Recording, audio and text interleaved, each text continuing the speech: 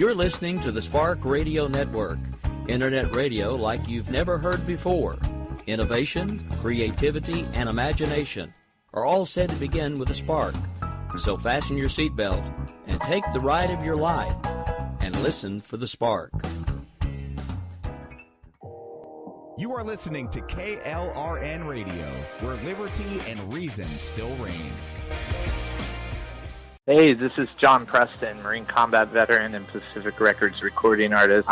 Just reaching out to have you check out our new album, Battle Cry, Songs of America's Heroes, an album featuring phenomenal other combat veteran artists like Scott Brown of the Scooter Brown Band, Ryan Weaver, Rowdy Johnson, just an incredible mix of people. This is all veterans telling our stories and our lives, and we're giving 100% of our proceeds to the Valkyrie Initiative to help veterans and first responders integrate back into society. I myself have battled with post-traumatic stress for many years and lost my own brother, a Marine Corps veteran, to suicide. I ask that you step with us and make this happen. We are in pre-order right now and release on March 17th. Go to iTunes, go to Amazon, buy. We plan on making the charts and making it at a very high level, and your support right now makes a difference. This is the release of my new song, Superman Falls, which is actually about the loss of my own brother, which happened last year, and I would love for everyone to check it out, to listen, and hopefully it'll make a difference in many lives.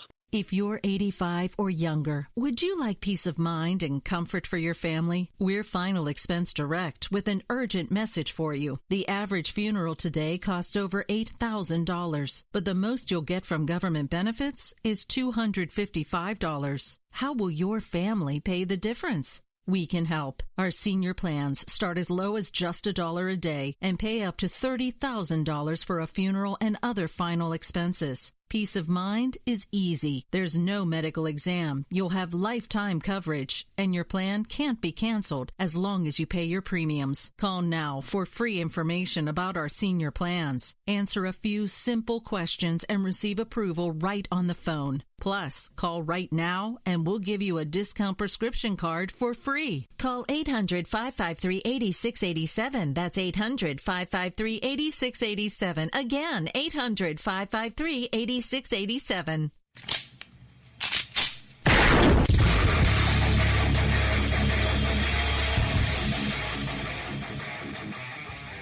This is Slickery Trigger for Rebel Road Tactical.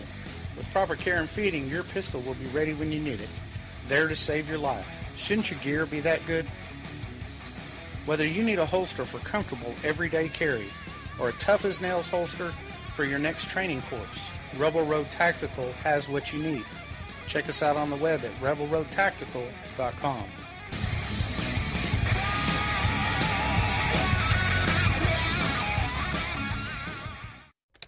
Sometimes riders feel lost, unsure why a passage may not be working. It takes another set of eyes to help us nurture our writing into full maturity. At Black Wolf Editorial Services, we strive to enable writers to develop and grow, offering manuscript critiques and line edits through a mentoring editorial style. We also offer assistance on generating a writer's bio for your websites. Black Wolf Editorial Services, nurturing your writing into maturity. For a full list of services, visit blackwolfeditorial.com. Here's George Foreman with InventHelp. Hi, I'm George Foreman. Do you have an idea for a new product or invention? People ask me all the time, George, how do I get my idea in front of companies? How do I get a patent? What do I do next? Do you have the same questions? I'll tell you like I'll tell them all. Call my friends at InventHelp. Call InventHelp today for free information. InventHelp has been helping inventors for more than 30 years and has sales offices nationwide. InventHelp can submit your invention to companies who are interested in receiving new ideas. If you have an idea and want to try to patent it and submit it to companies, you should call InventHelp today for free information. Listen, I can't guarantee a company will be interested in your idea, but I believe every inventor deserves the opportunity to step into the ring and take their best shot. Put InventHelp in your corner. Get your free inventor's information. Call 1-800-353-6490. That's 1-800-353-6490. Again, 1-800-353-6490. KLRN Radio has advertising rates available. We have rates to fit almost any budget. Contact us at advertising@klrnradio.com.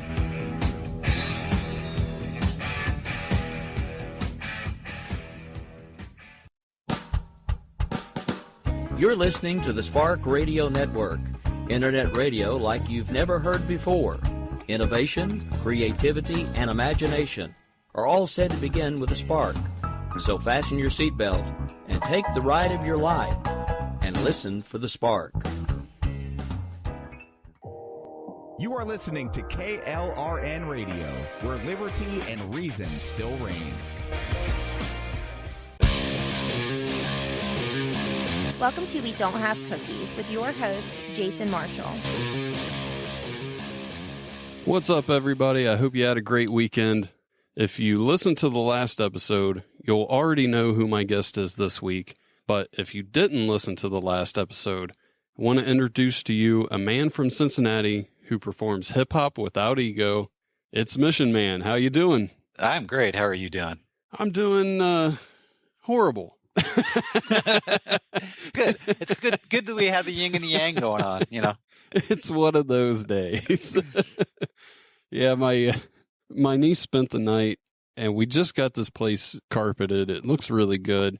And for whatever reason, when my oldest daughter left, she snuck in her room and started going through her makeup and spilled it on the floor and didn't tell anybody, just kind of smeared it into the carpet. She wanted tie-dye carpeting. What can I say? So when my wife found out, there was a lot of drama over that.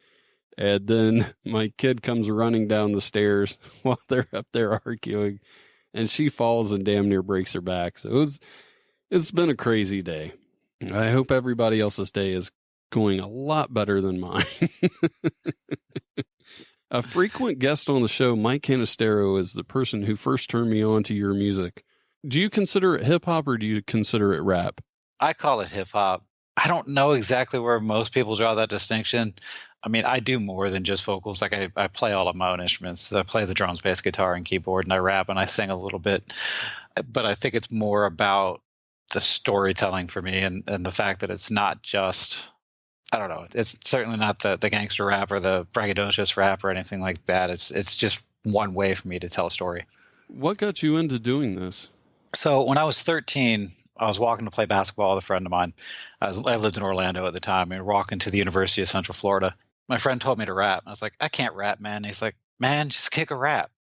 So I did. I freestyled for 30 seconds, and I kind of memorized that rap. It became my first song ever. Put it on Instrument of My Mind a few years later. But we would just, every day when we were hanging out, we would just rap. Like we'd be playing cards against each other, and we'd be talking trash about our hands, or we'd be walking to play basketball, and we'd just be rapping to entertain ourselves. I moved away from Orlando after a couple of years down there, and I really didn't keep in touch with the person who got me started. But that's how I got my start doing it. Were you from Ohio and then moved to Orlando, or what brought you here? I lived in Oxford, Ohio from the time I was 5 until a year ago with a couple of breaks. We went to Orlando so that my mom could work on her PhD in accounting. And then we came back up here when she got sick. We're all pretty much, the family pretty much is all from Ohio. My siblings are spread out now, but yeah, we came back here and I just kind of stayed. I also tried Chicago for 9 months and came back. And I'm currently in Cincinnati. I say it that way because I'm actually month to month on my lease now. Mm. So I have no idea. I mean, next month I could be living in Italy for all I know. That'd be pretty nice. Yeah. So you started off freestyling. How long did it take before you did your first show? I did not perform live for the first time until I was 19. That was 1998. So it was a good 6 years after I started freestyling, and actually 2 years after I recorded my first album.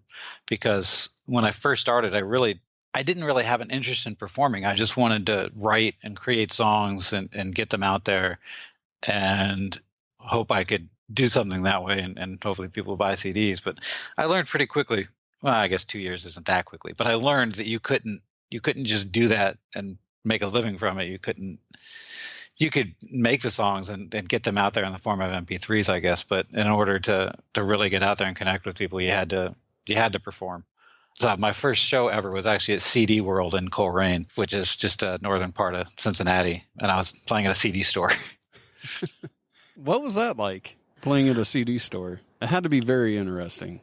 Yeah, I mean, obviously they didn't normally have a stage set up. Like there's video of my first performance up because I had some friends come along with a camcorder. This was way before the days of smartphones. So like we had this camcorder that my dad used to have, and it was this heavy, like it hurt your shoulder after a few minutes of putting it on there. But you couldn't just switch shoulders because you couldn't flip the viewer over. You just had to deal with it. So you've got this video of me there and Korn CD in the background, like headphones in the background. Every once in a while, you'd have somebody that was walking around looking for a CD. Do you still have that video? Yeah, I've got the VHS of it somewhere. I've just got the one song. I like the Playing a Little Basketball was one of the songs I performed that day. That video is up on my Facebook page and up on YouTube somewhere because I just thought it would be a neat thing for people to see. Now, just to set the scene for people who are younger and don't remember what those kind of stores were like, there wasn't a lot of room to move around. About 2 or 3 people could walk down an aisle, and that's about it. Yeah. So what was the staging like as far as where you performed and things like that? Because it's really hard for me to picture. When you first walk in the door, there was a section on the left that I guess I'm trying to visualize it from the video. It kind of had accessories, if you will, like things like headphones, and I think they might have sold guitar picks or something in that corner. So there was enough space that I would say there was like a 6 foot by 3 foot area that I could walk back and forth. And I mean, my setup was really simple at the time. It was just a keyboard and me with my vocals. So in the video, you can see me basically walking back and forth the length of my keyboard. Did you approach them or did they approach you about performing there? It was so long ago. I'm not sure. I would have had to say that I had to have approached them because I was looking for a place to perform for the first time. And I knew nothing about performing. I knew nothing about contacting booking agents. And this is really before the internet. It existed, but most people didn't use it at the time. Yeah. You had to mail things in. I think I probably actually went there to buy something and saw that they were looking for people to perform. And so I think I talked to the manager that day when I saw that they were looking for performers. Oh, okay. I've never been to a CD store where they had people actually performing live. That's pretty cool. Yeah, you see it every once in a while now with Record Store Day. The record stores that are still around will bring in performers on Record Store Day just because that's the day that, they do 90% of their business or whatever for the year. Yeah. One thing that I usually talk to comics when they come on about is their worst show when they bombed on stage. Do you have the equivalent of that where you just had a horrible show? There are several shows where, I would just perform for nobody because that's just part of the getting out there in new towns. But there was one show in particular at Bernie's Distillery in Columbus, and I have not gone back there since, where I was getting heckled. And I've been heckled from time to time because sometimes people just don't get my music and some people just like to heckle. You can look at a YouTube comment on anybody's page and see that people like to heckle things. I was performing, and the entire time I was performing, this guy was heckling me. He was talking to me, telling me he was a better rapper than I was, this and that. And it went on for like 10 minutes of the show. And it was still early enough in my performing days that I didn't really know how to handle it. And I found out later on that he actually worked there. Oh my God. It was his day off. And he came into the show. I don't know if he came into the show just because he was angry that he wasn't doing something himself, or he just came in because, sometimes on your day off, you come in and hang out with your coworkers. But for whatever reason, he just decided to be a complete jerk. And I was like, well, whatever. I never really thought about somebody heckling somebody doing music before. People will boo performers, not just myself, but it's weirder, I think, in kind of the rap circles, because there's this odd thing with competition with rappers where you don't generally hear a singer sing a song about how they're a better singer than somebody. Like you wouldn't hear Barbra Streisand sing a song singing Mariah Carey, "You can't hit these notes," but you will hear rappers say all the time, I'm the best rapper that's ever been. I'm better than this person. There's all sorts of beef within rappers. Sometimes I think it's just a publicity stunt, and sometimes I think they just feel like doing those things. But sorry, I lost my train of thought. Your question of how I handle those things. Generally, I just laugh. I'll either completely ignore the person and they get tired and shut up, or I'll laugh. Like there's a little video clip in my documentary where there's somebody yelling at me, "Your stuff sucks, dog," and I respond with "thank you," and I smile, and he goes, "You're welcome," and he walks out the door. So, I mean, that's generally about how I handle it. And on the subject of your documentary, where can people find that? If you go to missionman.net, it's embedded there. Or you can be a little more complicated and look on Vimeo or YouTube and look for Mission Man, Do What You Love. On YouTube, it's 3 different parts because the director who directed the video, he was still relatively new to YouTube, so they forced him to do the shorter versions. Because it was a half-hour video, and he couldn't upload the entire thing, so it's uploaded in 3 parts. Okay. But on Vimeo, it's the entire 30-minute thing at once. So that's the one that's embedded on missionman.net. I really wanted to have you on the next stand-up show that we're doing in Springfield, just because I wanted to watch you transform from Mission Man to Intermission Man. I thought that would be great. Yes. On that note, I've done some open mics at One-Eyed Jack's in Fairborn. Mm-hmm. And Mike Canistero was actually the Intermission Man before my set one time. So I was like, well, I can follow pretty much anything. And sure enough, I followed Mike Canistero. You just came full circle. That's incredible. Yeah. Have you ever tried stand-up? No.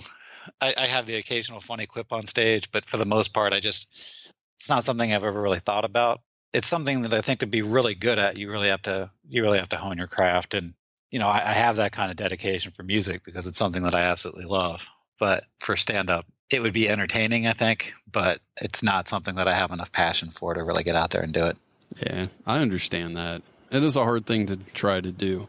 I think, you getting up and performing your music, it would be a little less hard for you to get up there because I think a lot of people's problem is just stage fright and their presence on stage. So yeah, and I've already been heckled, so I know how to deal with that. I was watching your video playing a little basketball, and I noticed it was shot by another former guest on the show, Henrik Cuto. Yes. For everybody listening, I'll have that video on the website for you to check out. But what was it like shooting the video and working with Henrik? The way I describe him is he has the level of passion for everyday life. Like he lives every moment the way that I live when I'm on stage. Because when I'm off stage, for the most part, like I'm just chill. I'll watch Netflix. I drive for Uber for a living, so like I have conversations with people all the time. But I'm sitting down driving. Like I'm a pretty relaxed person. But on stage, like I give a ton of energy and a ton of passion because it's what I love doing, and I see that all the time with Henrik. He's just nonstop. Like that man has ridiculous amounts of energy. He's the first person who's directed a music video of mine that hasn't been myself. And I wanted to work with him because I thought that we would complement each other extremely well. And, I had been to a couple of his movie premieres. I'm an extra in a couple of his movies. So, yeah, I mean, it was great working with him because we had a good balance of, I had a general vision for the video, but he's the one who really made everything come together. I think that video is amazing, and I give I give pretty much all the credit for that to Henrik. Yeah, he did really good in that. It was cast really well, too, I thought.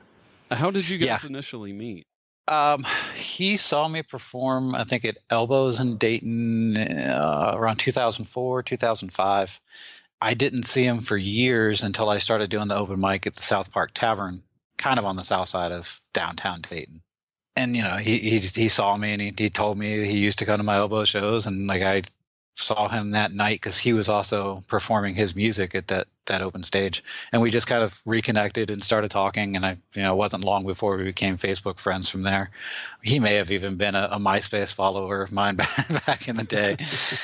So, it's just the connection of both of us being passionate about what we're doing. I'm glad you brought that up because I forgot all about MySpace. And it seems like it's turned into a music platform for people to hook up. Have you used it since it's turned into that? I'm still technically on there, and I logged in one day, and I was like, well, I don't really know what to do. Like, I sent a message to my existing fans saying, hey, you can follow me on Facebook and Instagram now. And then, I have an album out, but I didn't get a single response from any of them, so I don't know if they even ever got the message. So I really don't know anything about the new MySpace other than that.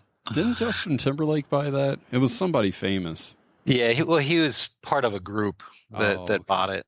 And they bought it for some number that seemed both too high and too low at the time. I think it was something like 25 million. Where you're like, well, in MySpace's heyday, that would have been way cheap. And now it's like, well, I think he just wasted $25 million. Yeah, it looks like if anybody could bring MySpace back, it's the guy who sings a song about bringing sexy back. Yeah, bringing MySpace back. Don't want to put you on the spot, but could you do a little rap? Yeah. Is there any particular one you wanted? Just whichever you think comes out first. Sure. I can actually do this in story form too, because I was at PAX East, which is kind of a comic book / video game convention that they hold. I'm pretty certain it was in Boston, but they also bring in musicians. They had MC Frontalot and Mega Ran and some other people that would be known for nerdcore, which you could definitely put some of my music in that category. Like, we were talking about getting music into video games. And then he asked me if I would do a quick a cappella performance. And so I did the last verse of Do What You Love, which goes like this. Doing what you love may seem out of reach, as dreams are not teach, and the rhetoric of lesson plans, that's all we need to lend a hand. If you love to sing, just do your thing. Step up, grab the mic, forget about the stage fright and the strange lights. If you sing because you love it, then the audience will know when it's obvious you grow. You take deep breaths and you make each step just a little bit smaller than the one before, until you can step up and knock out on the door. Get your foot in as soon as the door opens. Don't waste moments hoping it never closes. Let them see the love in your eyes and then know you're not a lie. Just do your thing, because it is no try. No matter what you love, just go out and do it. Don't let other people screw with your plans and your dreams. Your hands as they seem like they're losing the strength to hang on. Just do what you love, and they'll always stay strong. Nice. And at the end of that performance, like, everybody actually was cheering in the audience, and Mega Ran jumped off the stage and came down and hugged me. So that's my fun little story from PAX East. Pretty sweet, man. Yeah. We're going to take a break. I'm going to play a song by Epic Rap Battles of History, and we're going to play a segment by Dave Nelson called Fake Advice for New Comics. And while I'm talking about Dave Nelson, I want to thank him for being part of the podcast and for the shout-outs on his podcast. I'd like you guys to go check that out, especially if you're looking to get into the comedy world. He does a great show with advice for other comedians. I'll have a link to that in the show notes, and we'll be back.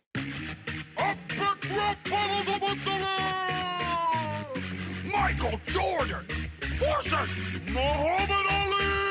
Why don't you dodge this battle like you did Vietnam? Cause you got as much chance of beating me as LeBron. I'm a flying machine like the world has never seen. You can fight one man, I can drive through a whole team. I choke a dope with his own jump rope. You'll get smoked when I float. You Kentucky Fried Joe used to float like a butterfly, sting like a bee. Now you double dribble balls that nobody can see. Ooh, here comes Jordan, big tongue wobbling, flying through the air like a big dumb goblin. You're the only bull that's uglier than Rodman. Messing with me is gambling. You got a problem. Your whole basketball career turned whack when you came back a wizard like Gandalf the Black. You should have kept your ugly sneakers packed up on a shelf. Stick to golf, you can keep the ball to yourself. Ooh, I'm so pretty, my hands are so fast, I whoop your face back to your Hitler mustache. Now your daddy got killed and I feel for your family, but your baseball career, now that was a tragedy. Man, you make me sick, but I'm better with the flu. You should let the Fresh Prince do your rapping for you. I would pass the mic to Pippen, but I'm not done scoring. Stay all up in your grill like my name was George Foreman. I saw you slapping Reggie Miller, boy, what's wrong with you? You fight like the little girls who make your Nike shoes. McDonald's and underpants as corporate backers. You stay at the Ritz cause you sold out to crackers. So Cassius wants to talk about cash and checks. I'll school you through your bug spray, off your Broadway play. Over the Japanese dude sitting on your face, hitting nothing but net. You ain't seen nothing yet, man, you needed a movement cause you're so full of shit. I'm a better athlete and a better MC. Battle me 2 more times, watch me get a 3-P. Why don't you back up that trash? I leave you like Liston, flat on your ass. You need to bounce back to North Carolina, kid, cause your rapping sucks more than Space Jam did. Who won? Who's next? You decide.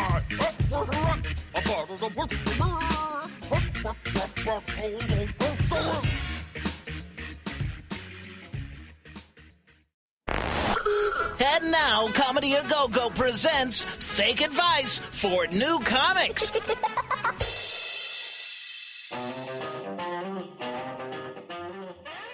The best way to offer new tags and punchlines at an open mic is to shout them out when someone is on stage, performing. Do you have an impression request for Marco Fuji or just want to contact the show? Send an email to jason@wedon'thavecookies.com. You can also call 929-266-9342 and leave a voicemail. Both the email and the voicemail info will be in the show notes. I have a question from my last guest. Well, actually, this is the part of the show where I ask a question from my last guest. My last guest didn't get me a question in time. So if you want to know who didn't get me a question in time, listen to the last episode and you'll know. I think it would be rude if I told everybody it was Mama Kate. That certainly would be rude. It's a good thing you didn't do it. Yeah, I wouldn't dream of it. But I do have a question from a former guest who just so happens to be Facebook user Mike Canistero. This should be good. He would like to know if you would ever consider doing a song and video about how you are playing a little softball. That sounds like a softball question. I have never actually played softball, but I would imagine that it's something that I probably could do. If he's serious about that, he could probably contact me and we could figure out a way to play a little softball. Last year during the March Madness tournament, I make a little fun of myself saying I'm watching a little basketball. And I was typing the status on Facebook, and there was a user that was responding to me with his own freestyle. It was like 2 lines at a time. I don't remember if I actually recorded those lyrics or if I just freestyled my own, but you still got that same kind of theme going on. I was going to ask if we could play basketball and not remix the Playing a Little Basketball song, remix the video. I love the video that Henrik did. I just think it would be funny to, instead of remixing a song, which everybody does, remix a video, which nobody ever does. I just thought it would be really odd. Here's just a lesser version. I hope you enjoy it. And a lesser version? Yeah, I think I could pull off a lesser version. Yeah. Speaking of remixing songs, though, I actually do have an album that'll be coming out in October, hopefully.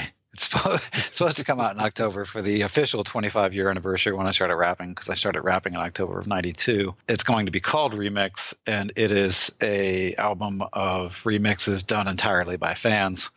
At least that's the concept right now. If I can't get enough fan remixes, I'll probably remix 1 or 2 of my own songs, which means I will start completely over in terms of drums, bass, guitar, keyboard. I'll keep the same lyrics, but it may sound completely different. And a couple of those songs are done, and probably 5 or 6 other people are working on them.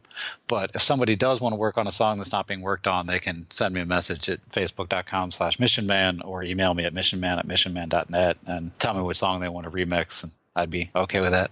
That's a really cool concept. I like that. Yeah, I try to do things that get fans involved. I mean, a few years ago, I made a Mission Man video game using entirely animated GIFs and HTML. But people would send me pictures of themselves that I would then use within the video game. So they were characters within the game. It's not really playable from mobile. You have to get on your desktop to play it. And it looks like an old 16-bit RPG based heavily on Phantasy Star, if you ever played those old games. I probably have a dozen or so fan characters that are in the game. That was a lot of fun to do. And I never finished it. It just kind of stopped. That sounds pretty neat, though. I had a question, but Mike kind of stole my thunder. I was going to see if you could do a remix of Playing a Little Basketball called Playing a Little Podcast.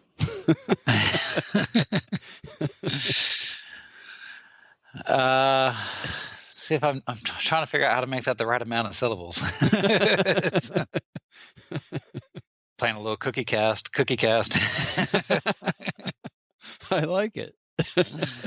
You drive for Uber. Yes. You might like this story, and we can kind of get into some of the things that you may have seen while driving. I don't know if you want to get into that or not, but in Florida, there was a man cited for driving down the highway in his SUV with his hood up, blocking his view.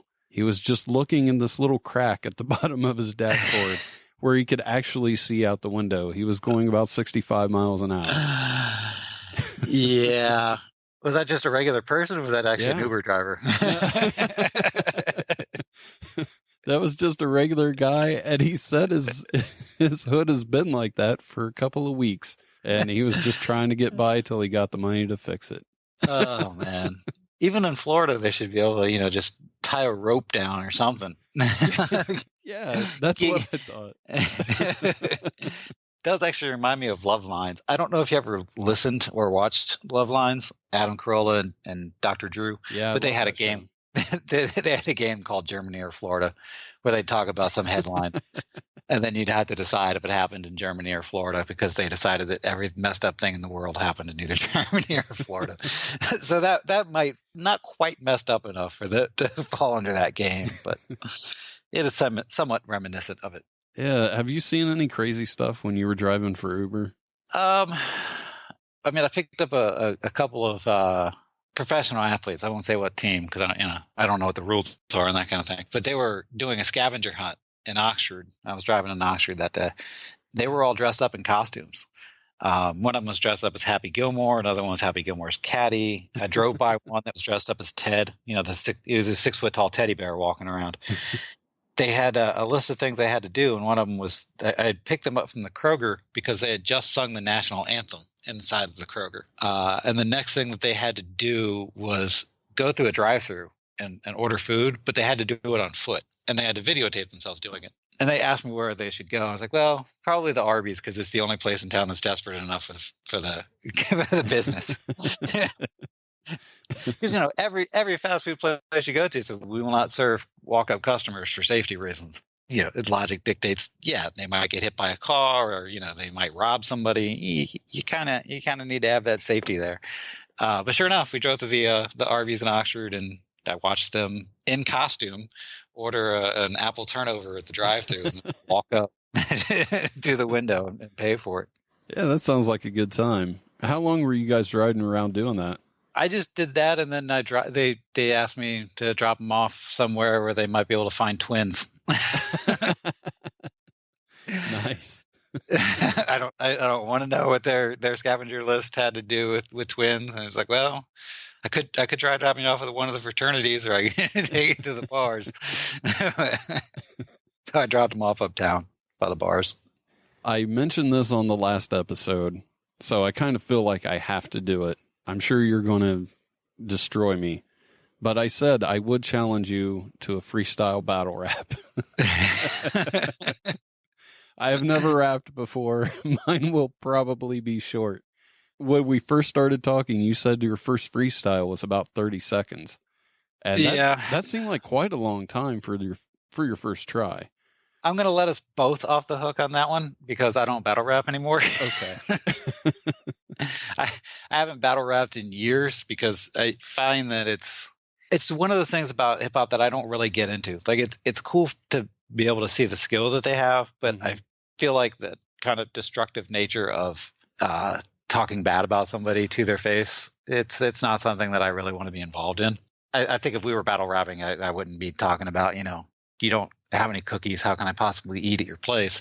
But yeah, I just meant a freestyle contest. I didn't really mean trashing each other, but yeah, I know mine would start out, my name is Jason and I'm here to say, and I would probably get lost after that, but I knew that's how it was going to start.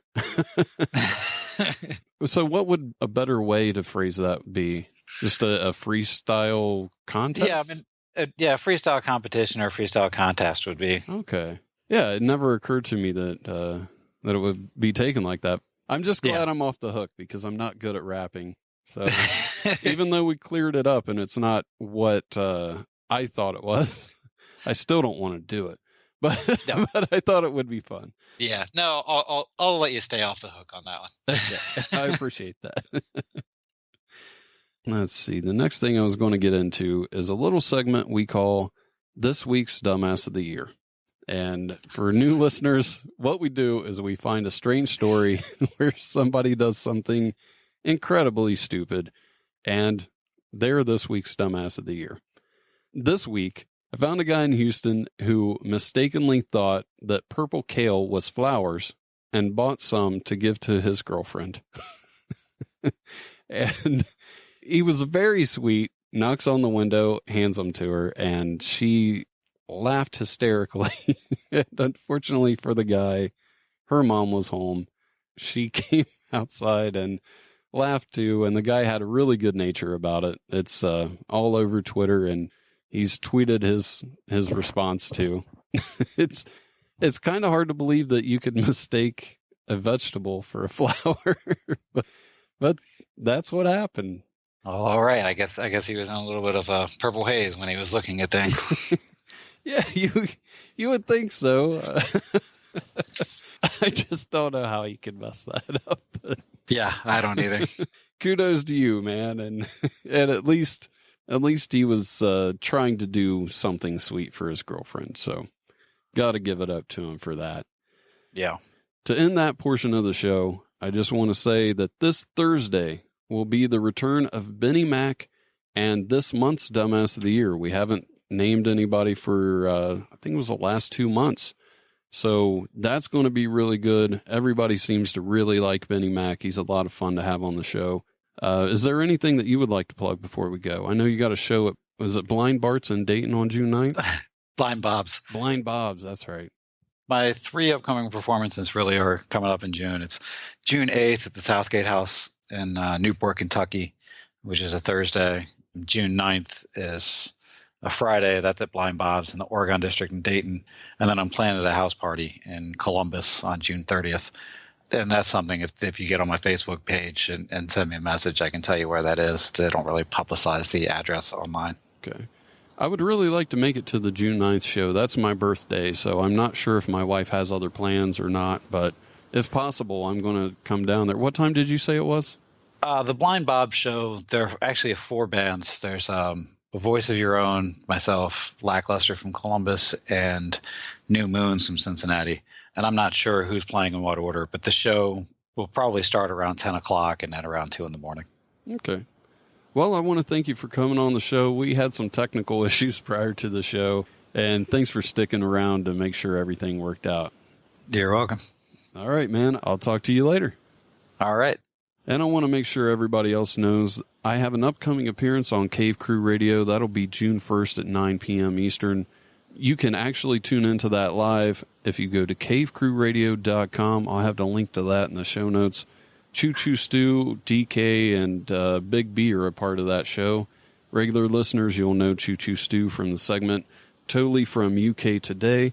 You can send me an email, jason@wedon'thavecookies.com, or you can call 929-266-9342, leave a voicemail, and I'll talk to you guys Thursday. Thanks for listening. Tell your friends about the show and leave a review.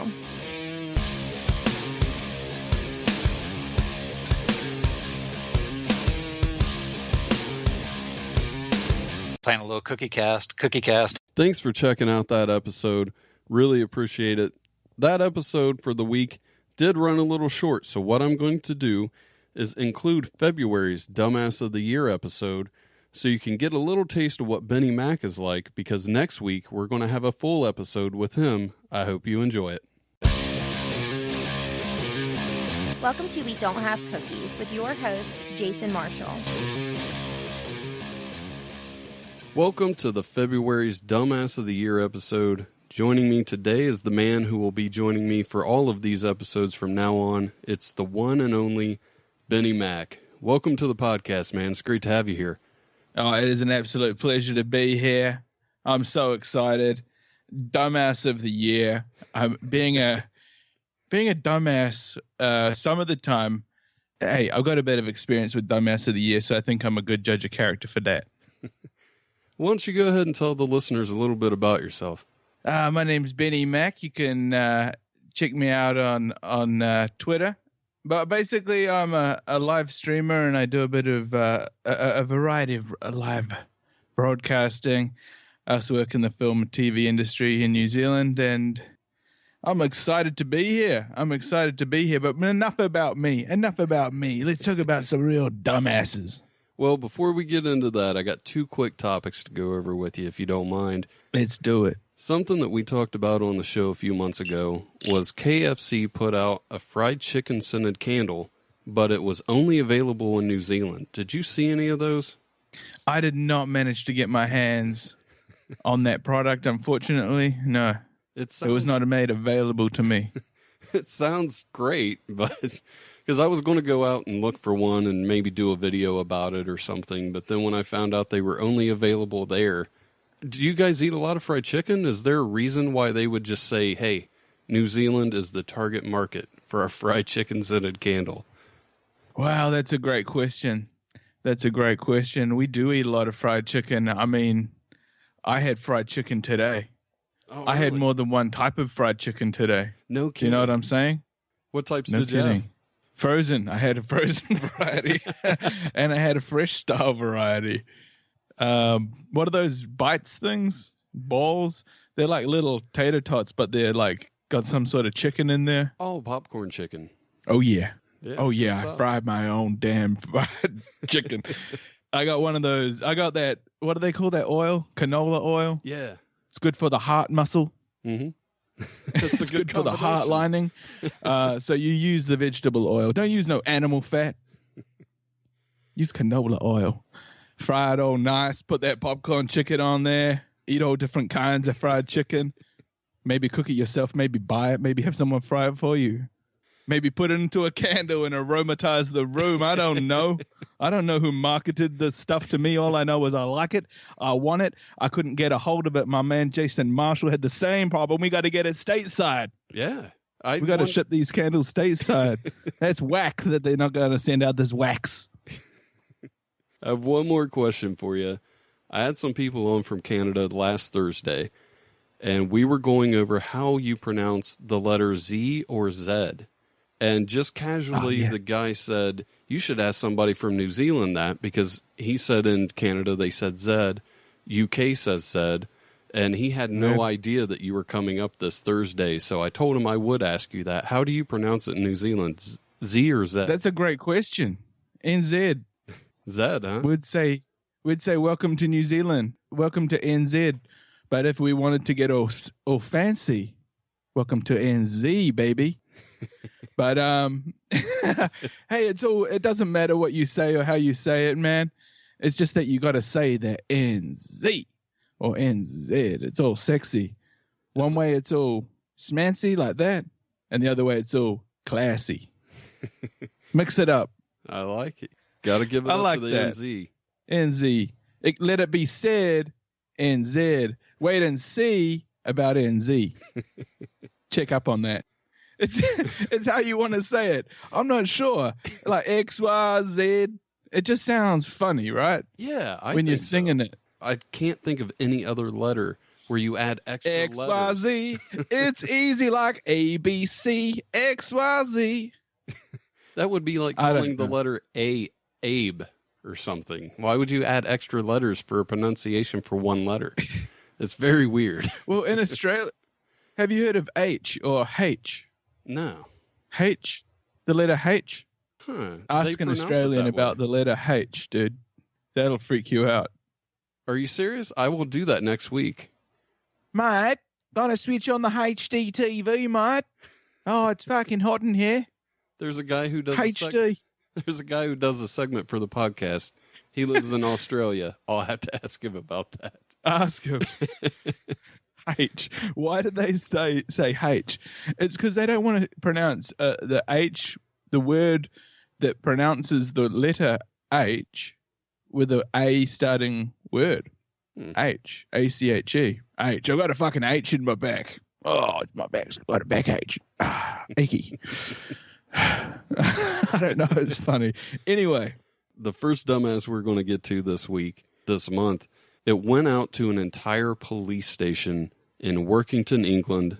They blew up a car that was parked in front of the police station by their own police officers who belonged to a man who they were giving medical attention to and took to a hospital. Classic Homeland Security blunder. It looks like at the very least they would have just went over the security camera footage to see who got out of the car and then realize like uniform officers that can be verified as working there were the ones doing this. Oh man.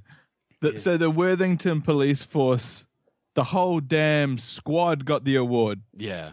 Yeah, because I reckon they're stupid. I reckon they're a whole load of dumbasses. They should have gone over the security camera footage. You're right. You're entirely right. You got to search the footage. You got to look for the clues. You got to open an investigation. You don't start laying C4 dynamite and imploding that shit. It ain't no inside job. It's not a false flag event. It's a medical emergency. Help the poor man. Don't try and take his livelihood. This poor man's laying in the hospital and his car gets blown up. Couldn't have had a worse day. Man, he just wanted his day fixed. He didn't want no liability. The only thing that could have been worse is if he just happened to withdraw all his money to take somewhere to buy another car or to just put it in a different bank. But for some reason, just happened to have it all in there that one time. He did. I heard he had a duffel bag. He had a duffel bag full of unmarked bills. And it got imploded. And, man, it was raining. It was raining dollar bills up in there. Well, speaking of money, that is our second dumbass of the year. It was a man who stole $7 billion in 70 wire transfers because Jesus wanted him to be wealthy. I can see that. That was Jesus wants me to be Jesus wants me to be very wealthy. $7 billion? Yeah, and he wired it. Right. It's 70 transfers. That's a technical crime. He should be commended. That's a technical crime. That's not a problem. He should get a job for the feds. He could teach them a thing or two about money laundering the right way. You're right. The about Jesus that. way. No tax. It's religious, no tax, man. The brethren get a percentage. He's a money laundering prophet. You would man, think, oh man. He's a prophet of the Lord. See that? Let it be done. Doing that in just 70 wire transfers, you don't think that's going to raise a red flag somewhere? Damn, that was a red flag event if ever I saw one. If that isn't going to raise a few flags, I don't know what is. And how's he going to be spending that money? Maybe he's doing a little investment in the UAE. For his sake, I hope he put it somewhere offshore. At least some. Damn. You want to set up a nonprofit in the Caymans, you know what I'm saying? Yeah. Get into that palm oil and those bonds. Get a hold of some of those bonds. Shit. The third one? $7 billion? Yeah. $7 billion, you said? $7 billion. All right. I'll write that down. I need to take a note of that one. Jesus sent me here. That's incredible. I mean, if it was just $7 million, that's a lot of money. But if you did it over 70 wire transfers, depending who you did it to, you might be able to get away with it. But when you're talking $7 billion, that's a couple of million each wire transfer. You're going to get busted. I want to know how much the Pope Benedict got a hold of. Is that his name? They keep changing popes every 5 minutes over there. Yeah, I know. With the Illuminati. Anyway, don't get me started on the damn Illuminati. The third dumbass of the year for the month of February is a Canadian driver. He drove his car into a street car tunnel, one of the little trolleys, because he was following his GPS. And that's where it said to go. No personal responsibility, no looking at all the very obvious do not enter signs and the tracks in front of you instead of a road. The fact that it was going underground and everything else is above ground. None of that raised a flag, just went straight in there. And then he took off running, just left the car. What? He got it. He get it stuck. Yeah, he got it stuck, and then he took off, and they had to get a crane to go in and take it out. Damn. Did the streetcar run into it? No, they were able to figure out what was going on before. That was what I was wondering too. Thank God. Yeah. All right. Damn. All right. Well. So out of those three, who do you think is the least dumbass of those three? It's kind of a hard the guy that got all the cash, the $7 billion man. He's smart. Yeah. That guy's. I need to meet that guy. I need to get a hold of that guy's business plan. I need to find out about all that hidden investment he's got in the Caymans. That guy's not dumbass. That guy's a genius. You're right, because he had to scout out who he was going to do this to. You can't just hit anybody up for that amount of money. You have to have a Maybe plan. he robbed Google. And maybe he robbed, what's his name? Bill and Melinda Gates Foundation. Ooh. I don't know. There's a lot of money there. Yeah, you're right about that. Right. So he's pretty us, smart. So I like that guy. So that leaves us with the Canadian driver and the entire police force in Workington, England. Oh, man. Personally, I'm going to have to go with the police station that blew up a car and didn't even bother to verify their employee. I think you're right. They didn't even launch an investigation. No, they just came straight. They didn't even look at a tape. Damn, all they had to do was rewind the tape. Yeah, they just destroyed this man's car. And the worst part is he was legitimately in the hospital. They actually brought him in and put him in a room. He had a medical emergency. He didn't need this problem. He needed a solution. He wasn't looking for a whole new set of problems. Damn, oh damn. So you I believe the Worthington Police Force in England, in the United Kingdom, formerly known as the Empire of Brittany, over there in little old place they call Europe. I think they're so stupid. They just want to play with fireworks. They just want to use that, in the evidence locker. They had a whole lot of C4 explosives out here that they just wanted to use it on up. They just wanted to light it up. And they were trying to do it for social media exposure. I would to think that that's true. There's just some guy over there, some bumbling cop that doesn't really know what he's doing, but he really wants to blow shit up. And he spent the whole time just trying to talk people into it. He saw that guy with the heart attack, Mm-hmm. He was trying to save that guy, and he said he palmed him off. He palmed that victim off, and he blew up his shit. Oh, man. He said, here's my chance. The witness that owns this car is gone. I'll just tell him I think create it's a false flag event. That's right. Say it's an act of terrorism. National security is at risk. It's a false flag event. It could be Muslim. I'm not saying that. But, yeah, he wanted to light it up. That's for sure. Yeah, he wanted to bring some fire. It's incredible that they didn't even bother to try to figure anything out. Just went straight to blowing up the car. It's unreal, man. I think it was in England. It might have been somewhere in America, but there was a bicycle that had "My Bike is a Pipe Bomb" bumper sticker on it, which apparently is the name of a band. And it was parked outside of some store. The police saw it and came and blew the bike up.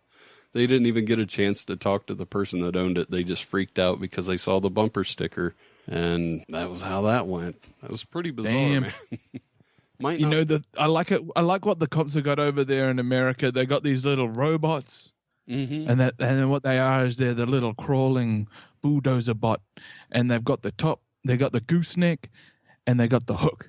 So what they do is they crawl up on the bomb. The gooseneck hooks up and looks around at the bomb. It scans the bomb with the laser.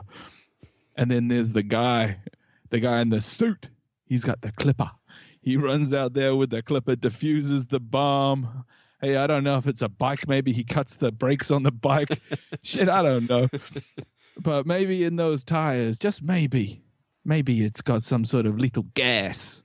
I don't know. People are too paranoid out there about trying to blow stuff up. Even the police can't park a car in the street no more.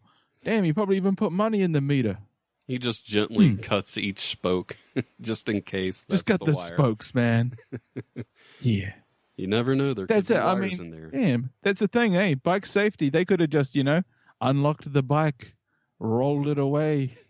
Just roll it into a lake. Damn. Hey, but that's a lesson for everybody. Be super considerate when you put a sticker on your car. Don't put nothing offensive on the car. Don't put nothing offensive on the car. Don't have no false flag on the car. We don't need that. We don't need to waste the time, the money, the effort of the community. Trying to build the community up. We're not trying to blow the damn pipe back up. Shit. That's a good point, man. That's a good note to go out on. I want to thank you for being on the show. I'm looking forward to having you on again in March. Is there anything that you'd like to promote before we go? Keep your eyes to the skies. I've got no promotions right now. But everybody, promote yourself. Give yourself a pat on the back. Peace. All right, man. You have a good night. And everybody listening, tomorrow there will be a bonus episode with Mama Kate. Thanks for listening. Keep spreading the word, and I'll talk to you guys tomorrow. Thanks for listening. Tell your friends about the show and leave a review.